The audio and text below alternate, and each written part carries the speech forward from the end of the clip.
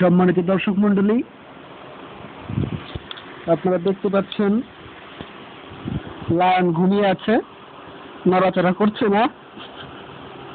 লায়নের মাথার নিচে বলতে পারেন যে আপনারা ও দুটো কি না, সরি, আমি আন্তরিকভাবে খুবই দুঃখিত, দুটো না একটি দেখা যাচ্ছে।